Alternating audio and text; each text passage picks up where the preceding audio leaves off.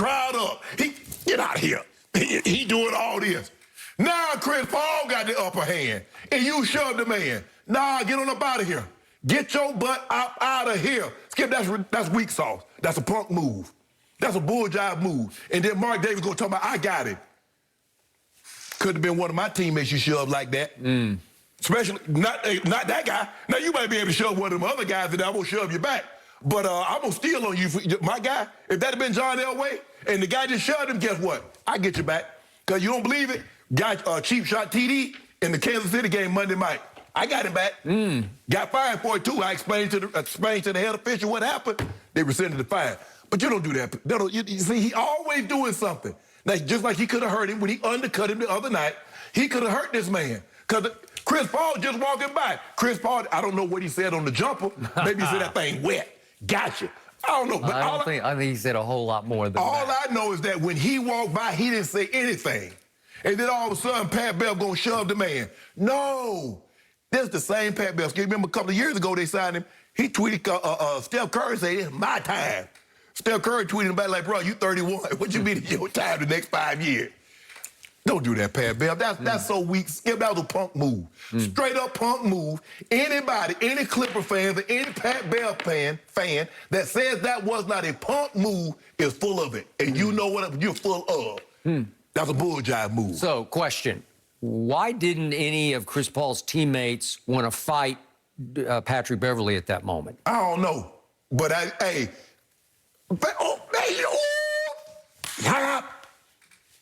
so what they gonna do? So because here's the thing, Chris Paul like, I got him.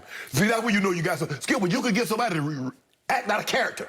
You got it. Chris Paul said, I got him. I got him. I got him talk, but that ain't good enough. Skip, don't do that. Why would you do Skip, the game's over. Just go ahead and when you were talking, when you was doing all that chirping, nobody shoved you. Nobody's ever done a dirty. He borderline dirty because the move that he did on Russ. Remember what he did to Russ? Russ was calling the timeout, and he clipped him. Russ really hadn't been the same since. I agree.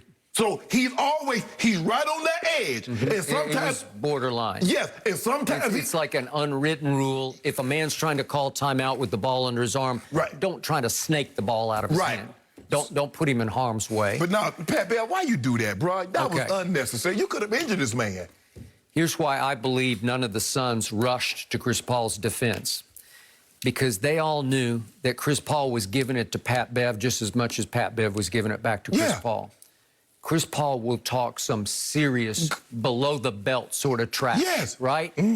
And I do not have any doubts that he had said something to Patrick Beverley moments before that you would consider fighting words, especially out in the street, okay? They weren't out in the street. They were at the end of a conference finals game. And there was still, what, 5.5 minutes left in the game. It was clearly way, way over because of Chris Paul. And Patrick Beverley finally said, the game is over, all is lost, and I can't stand this, you know what. Right, exactly. And so I'm just going to go give him one big last shove in his back because it can't hurt my team any more than we're already hurt because we're done, right? Right. So to your point, it's low class, it's just everything's wrong about it. But I believe Patrick Beverley felt great about it because he got something out of his system that he wanted to get out on a guy whose reputation is no better. In fact, I can make a case it's even worse than his reputation because Chris Paul has a long history in this league, as great a player as he is. And I beheld his greatness last night. But remember, he has a long and bloody history for cheap-shotting players. I called up a bunch of headlines this morning, and every headline, watch Chris Paul nail Kevin Durant with a total cheap shot. Julius Hodge trolls Chris Paul. Remember, Julius Hodge, he hit him way below the belt in an ACC tournament game. And then Chris Paul gets ejected from Clippers-Grizzlies Game 6 because he hit Gasol below the belt while he was standing at the free throw line. Then there was Chris Kaman shoves Chris Paul off at another groin shot. You know, I can do one after another. It's just who he is.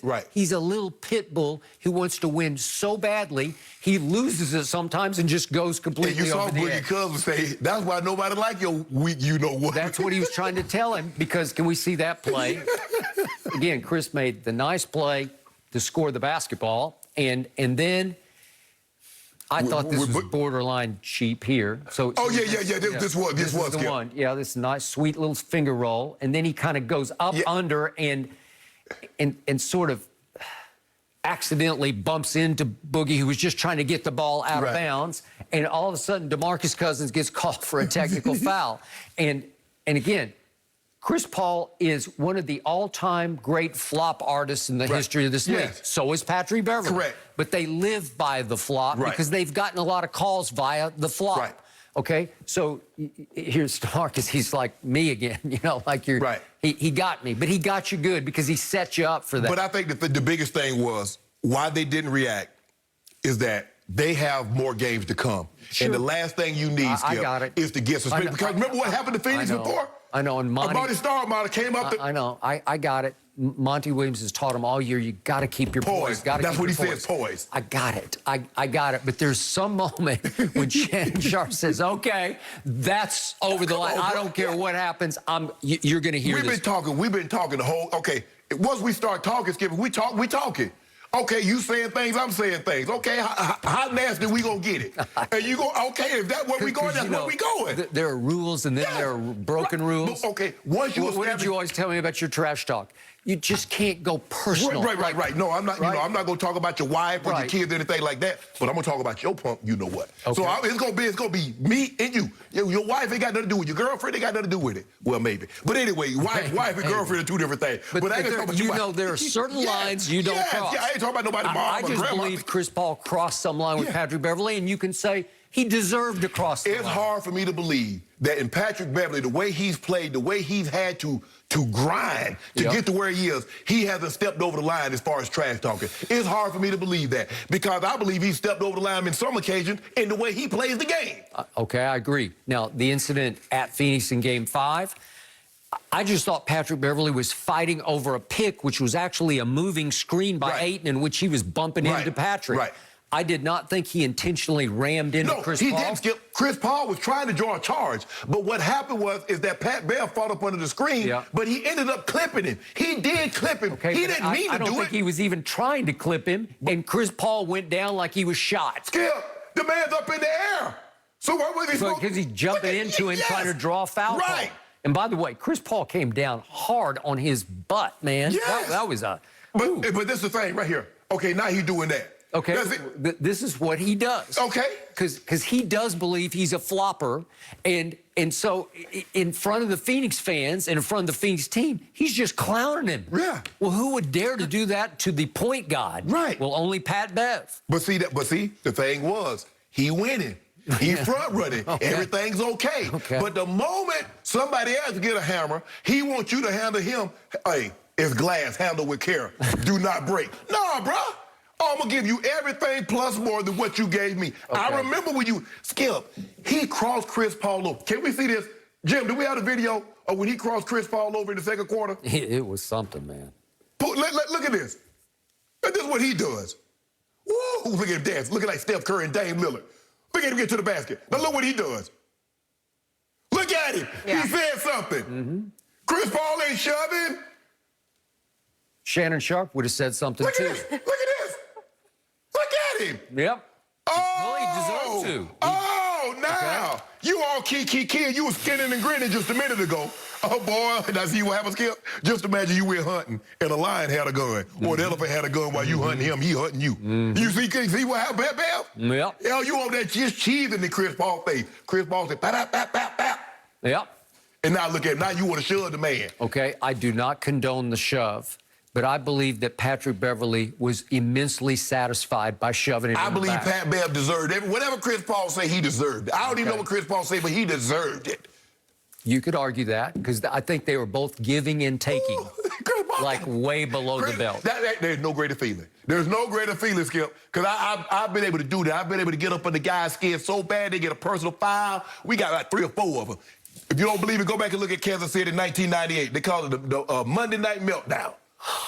Boy, I enjoyed personal foul living right. Because I was on top of my talk game back then, Skip. I was on top of the talk game. I told Mike, I said, Mike, call whatever you want. We're going to go down the field. He said, what you mean, 84? I said, I got this. Hey, you call whatever. If you want to take a knee, take a knee. But we're going to go down the field because I'm finna get some personal fouls. And I started talking. I started talking. If you don't believe me, go back and look it up. The 98 called it the Monday Night Meltdown. I was on top of my game. Okay. But so was Chris. No, Chris Paul, he comes In down. fact, Monty Williams said after the game, Chris looked at me at one point in the fourth quarter like, I got this. Okay, well, that's what Monty said. Oh, Monty. The more